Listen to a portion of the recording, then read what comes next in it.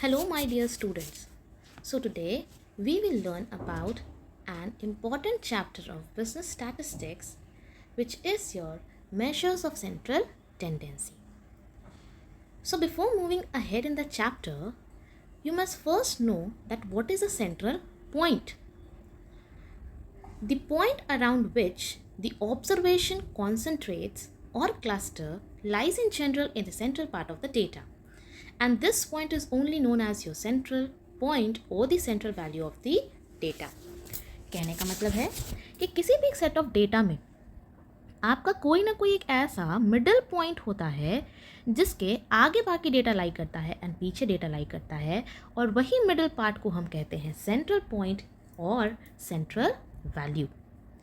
And the statistical measures या फिर the statistical tools which we use to locate this point or the position, or we can say that the statistical measures which we use to find out the position of this point is only known as your measures of central tendency. Okay, so measures of central tendency are further classified into three parts. Means there are three methods which we can use to find out the measures of central tendency. The first one is your mean, second is your median, and third is your mode. And mean can further be classified into arithmetic mean, geometric mean, and harmonic mean. Now let us see one by one that what do you mean by an arithmetic mean, geometric mean, and harmonic mean. So arithmetic mean क्या होता है? So arithmetic mean can be said as the value which we obtain or the quotient we obtain by dividing the sum of all the observations by their number. कहने का मतलब है कि अगर कोई एक सेट ऑफ डेटा दिया हुआ है तो उस पूरे सेट ऑफ डेटा का पहले हम सम निकालेंगे, यानी सम टोटल ऑफ डेटा क्या होगा. उसके बाद when we divided by number of observation, मतलब कितना नंबर ऑफ डेटा दिया हुआ है, तो उनको डिवाइड करने के बाद जो क्वोशंट अवेल होता है that is only your arithmetic mean. ठीक, now there are three methods to calculate arithmetic mean. The very first one is your direct method, next is your shortcut method, and third one is your step deviation method. Now before moving ahead, you should first know that there are three types of data also. There are three types of data. Now, what are the three types of data? You might have heard, you have often said that there are three types of data. The very first one is your individual series. Individual series. Second one is your discrete series. Second one is your discrete series. And the third one is your continuous series. Okay. Now what is individual series? Individual series हम कह सकते हैं कि ऐसा series होता है जिसमें सिर्फ और सिर्फ x का वैल्यू दिया रहता है. ठीक है, तो इंडिविजुअल सीरीज वैसा सीरीज होता है जिसमें सिर्फ और सिर्फ x का वैल्यू दिया रहता है. डिस्क्रीट सीरीज वैसा सीरीज होता है जिसमें हमको x के साथ साथ f का वैल्यू दिया रहता है. मतलब x हो गया आपका ऑब्जर्वेशंस और f हो गया आपका frequency. Means along with your observation, if you are given the frequency of the observation, then that type of data is your discrete series. The third one is your continuous series, in which you are given the class interval along with the frequencies. Class interval बोले तो 0 to 10, 10 to 20. If such type of data is given along with the frequency, then it is your continuous series, and we can use any of the method for any type of data to calculate the arithmetic mean. So first of all, we will see the computation of arithmetic mean in individual series. Now as I said कि किसी भी type of data में किसी भी method से हम mean calculate कर सकते हैं. मतलब इंडिविजुअल सीरीज में भी तीनों मेथड यूज़ होगा, that is a direct method, shortcut method और स्टेप डिविएशन मेथड. फिर आपका डिस्क्रीट सीरीज में भी तीनों मेथड यूज़ होगा, डायरेक्ट मेथड, शॉर्टकट मेथड और स्टेप डिविएशन मेथड. और कंटिन्यूअस सीरीज में भी आपका तीनों मेथड यूज़ होगा, direct method, shortcut method and step deviation method. So we will see one by one. The very first one is your direct method to calculate mean in individual series. So the formula is x bar is equals to sigma x by n, where x bar means mean, sigma x is sum of all observation, and n is equals to number of observation. Now let us see with the help of an example. Now, if a question is given to you wherein the marks of 10 students are given and you have to calculate the mean marks. Okay. So the value of x are given 10, 20, 30, 40, 50, 60, 70, 80, 90 and 100. And now only we have seen the formula to calculate mean, okay, in direct method is x bar is equals to sigma x by n, wherein sigma x is sum of all observation, that is sigma x is equals to 10 plus 20 plus 30 plus 40 plus 50 plus 60 plus 70 plus 80 plus 90 plus 100, and when you add on all the values you are going to get 550. Okay. Now n is your number of observation. How many observations are there? 1, 2, 3, 4, 5, 6, 7, 8, 9 and 10. So n is 10.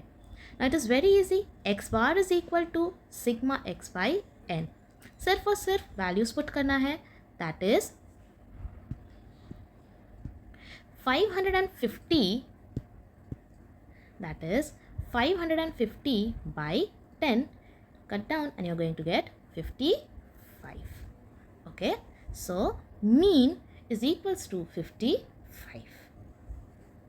Now the second method to calculate mean in individual series is your shortcut method, and the formula for the same is x bar is equals to a plus sigma dx by n, where x bar is your mean, a is your assumed mean, sigma dx is sum of all the deviations and n is number of observations.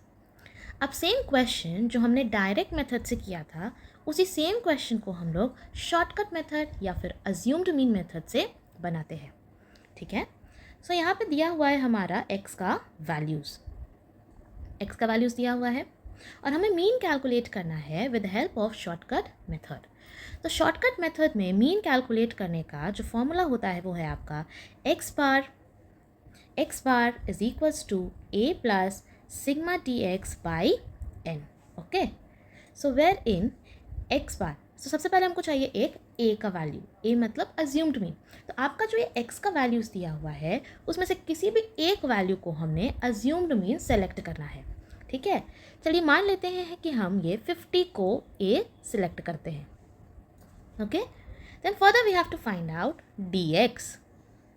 dx का मतलब होता है x minus a, यानी कि आपको x से deviations निकालना है अज्यूम्ड मीन का.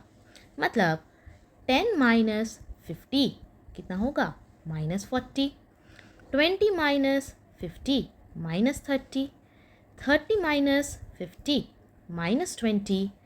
40 minus 50 minus 10. 50 minus 50 0. 60 minus 50 10. 70 minus 50 20. 80 minus 50 30. 90 minus 50 40. 100 minus 50 is your 50. लेकिन मीन कैलकुलेट करने के लिए हमें चाहिए सिग्मा dx. सिग्मा dx क्या होता है? सम ऑफ ऑल द डिविएशंस. यहाँ जितना भी डिविएशंस आपने निकाला उनका सम. ओके. तो सिग्मा dx ऐसे निकालेंगे. This minus 40 cancels, plus 40 minus 30 cancel 30, minus 20 cancel 20, minus 10 cancel 10, बचा हमारे पास 50. यानी sum total of all the deviations is 50. Okay. ना जस्ट पुट दी वैल्यूज. खाली सीधा सीधा वैल्यू पुट करते जाएंगे. तो a is equals to 50 plus sigma dx कितना आया है आपका? 50 डिवाइडेड बाई n, मतलब नंबर ऑफ ऑब्जर्वेशंस. कितना ऑब्जर्वेशंस दिया हुआ है? 1 2 3 4 5 6 7 8 9 एंड 10. तो n का वैल्यू हो गया 10. तो 50/10 कैंसिल आउट करेंगे, 50 + 5 इज़ योर 55। अभी सेम क्वेश्चन को हमने जब डायरेक्ट मेथड से निकाला था तो भी हमारा आंसर आया था 55, शॉर्टकट मेथड से निकाले तो भी आंसर आया 55। मतलब है कि हम किसी भी मेथड से मीन कैलकुलेट करते हैं हमारा आंसर हमेशा सेम आएगा। हम डायरेक्ट मेथड से करें या शॉर्टकट मेथड से करें या फिर स्टेप डिविएशन मेथड से करें, हमारा आंसर मीन का हमेशा सेम रहेगा। Okay, I hope this is clear. Moving ahead, the third method to calculate mean in individual series is your step deviation method. The formula for which is x bar is equals to a plus sigma dx dash divided by n into I, where x bar is your mean, a is equals to your assumed mean, sigma dx dash is sum of step deviations and I is your common factor. अब जो same question हमने direct method और shortcut method से किया था, अब उस same question को हम स्टेप डिविएशन मेथड से कैलकुलेट करते हैं। ठीक है, तो स्टेप डिविएशन मेथड से मीन कैलकुलेट करने के लिए हमको क्या क्या चाहिए? पहला तो हमें चाहिए एक अज्यूम्ड मीन, जो हमको शॉर्टकट मेथड में भी लगा था। ठीक है, तो शॉर्टकट मेथड में हमने एक वैल्यू को सेलेक्ट किया था among the value of x.